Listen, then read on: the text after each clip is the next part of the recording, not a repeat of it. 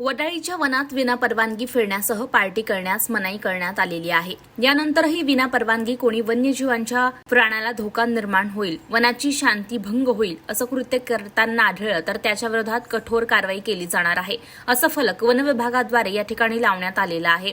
या संदर्भातील तक्रार पोहरा जंगल बचाव समितीनं वनविभागाकडे केली होती, त्याची वनविभागाद्वारे तात्काळ दखल घेण्यात आली आहे। समितीचे पदाधिकारी निलेश कंचनपुरे यांनी या संदर्भात माहिती दिलेली आहे।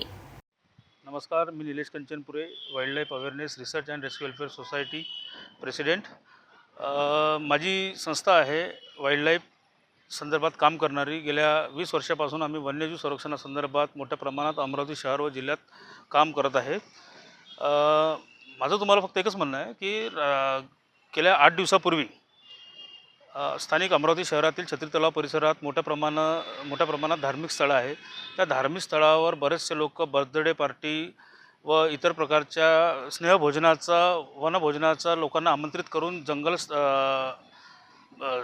जंगल सदृश भागात जेवणासाठी आमंत्रित करतात।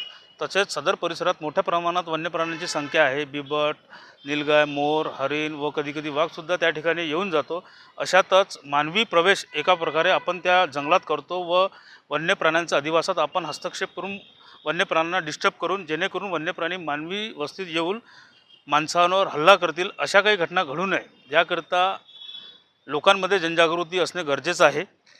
गेल्या अनेक वर्षापासून आम्ही वन विभागासोबत पत्रव्यवहार करतो आहे। स्थानिक वन कर्मचारी सतत गस्त घालतात, पण स्थानिक पातळीवरच्या वन कर्मचाऱ्याच्या बसची इतका मोठा क्राऊड सांभाळणे शक्य होत नाही। तरी माझी वन प्रशासनाच्या वरिष्ठ अधिकाऱ्यांना विनंती राहील की आपण आपल्या स्तरावरून आदेश निर्गमित करून स्थानिक कर्मचाऱ्यांना बळ द्यावे, जेणेकरून कुठलेही अपप्रवेश जंगलात होणार नाही व मानव वन्यजीव संघर्ष वाढणार नाही।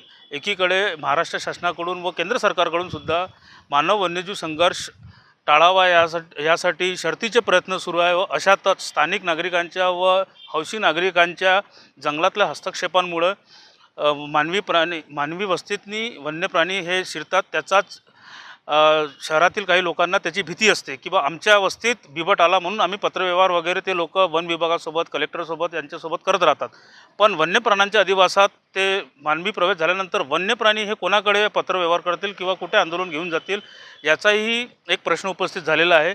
म्हणून सर्व नागरिकांना ही विनंती राहील की सध्या उन्हाळ्याचे दिवस चालू आहे, वन्य प्राण्यांची अन्न पाण्यासाठी भटकंती सुरू असते, म्हणून आपण आपल्या हौशीसाठी किंवा मौजमस्ती करण्यासाठी कुठेही राखीव जंगलात प्रवेश करून अशा प्रकारच्या पार्ट्या करू नये व वन्य प्राण्यांना सहकार्य करावे, हीच आमची वॉर्ड संस्थेतर्फे सर्व नागरिकांना विनंती राहील। व वन प्रशासनाच्या वरिष्ठ अधिकाऱ्यांना सुद्धा विनंती करण्यात येते की त्यांनी सुद्धा वरच्यावर स्थानिक अमरावती जिल्हाच नव्हे तर प्रादेशिक क्षेत्रात येणारे जितकी वन परिक्षेत्र कार्यालय आहेत, ज्या ठिकाणी धार्मिक स्थळे असतील त्या ठिकाणी त्यांनी जाऊन तेथील वन कर्मचाऱ्यांना बळ द्यावे व स्थानिक राखीव जंगलालगत असलेल्या धार्मिक स्थळावरील जे होणारे पार्ट्याज आहेत त्याबद्दल व प्रतिबंध आणावा, ही आमची विनंती राहील।